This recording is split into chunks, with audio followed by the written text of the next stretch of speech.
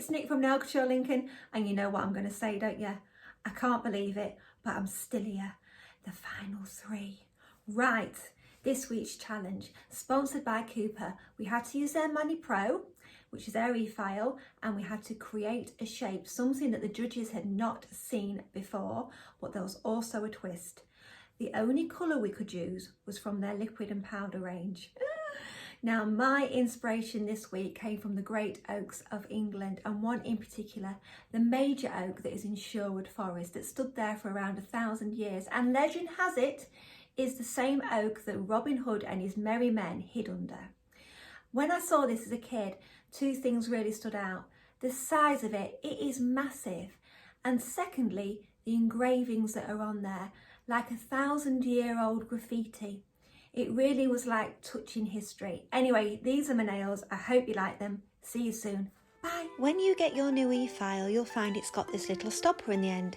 Keep it and replace it when you're not using it. It'll stop dirt and debris getting into the chamber. When you are making several nails of the same shape, it's best to make a template like I've done here. It's important when fitting a form that the sides meet up perfectly. The form should also be angled up slightly. By fitting your form nice and snug, you won't need to pinch and you'll get a slim, slender enhancement. Start off by sculpting your spine along the centre of the nail. You can then make the shape coming up the side, sweeping upwards. Working at a medium setting and using a tungsten carbide bit, I debulked my enhancements. I then finished with a 180 file, ensuring that my sidewalls and apex were nice and smooth. When put together, they create the shape of a tree. I'm using a ceramic bit here to put the notches in the wood. I'm also going to use this bit to put some engravings on there too. And just look at all that dust on the fan. That's why it's important to always wear a mask and gloves when you're using an e-file.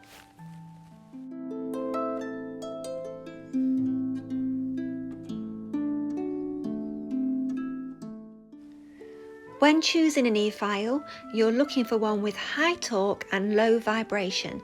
So basically the opposite of what you want in a husband.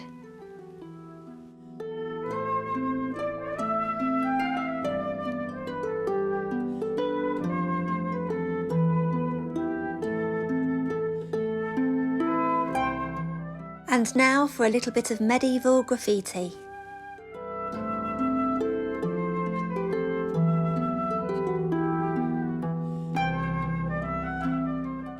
To give my wood carvings depth, I used a very light wash of acrylic coloured powders here. I then went over again for shading. For my branches, I used copper wire and then the KUPA dip system. By putting the base on and then dipping it in Retired Pirate, this gave me a really good base to build on with liquid and powder afterwards.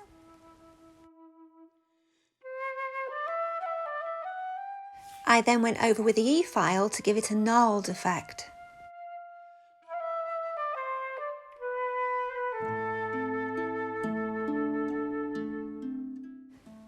The shading was created by using a light wash of acrylic powders again. To make my oak leaves look realistic, I needed the real vein structure of a leaf.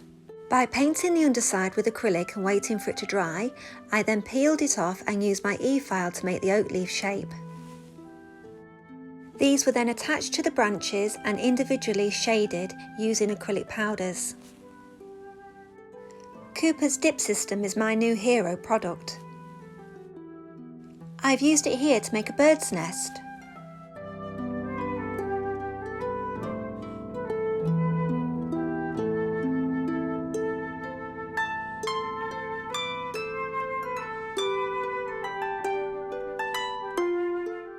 I use liquid and powder to make my robin's eggs. There is a bit of a knack. You have to wait for the polymerisation to be just right so you can handle it and make it into little egg shapes. The speckles were made by using brown acrylic. I used the same technique to make my acorns. I needed about 15 to 20 of these. Securing them in a file made it easier. Now for a bow and arrow. My parents bought my brother and I a bow and arrow once after a visit to Sherwood Forest and regretted it instantly on the car journey home.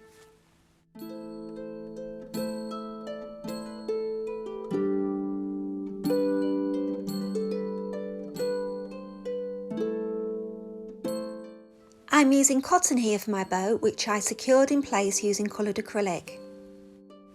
Into this damp acrylic I got some cotton and wrapped it around to give the effect of a grip on the bow. Now on to making my arrows, which were also made out of liquid and powder.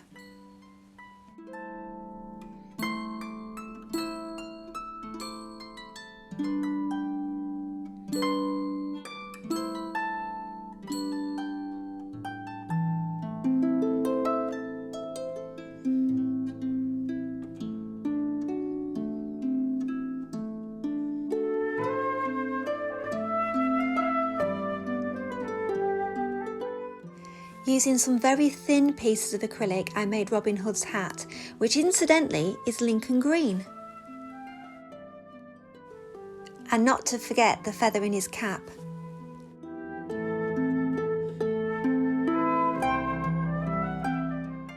And of course, a little bag to keep the arrows in.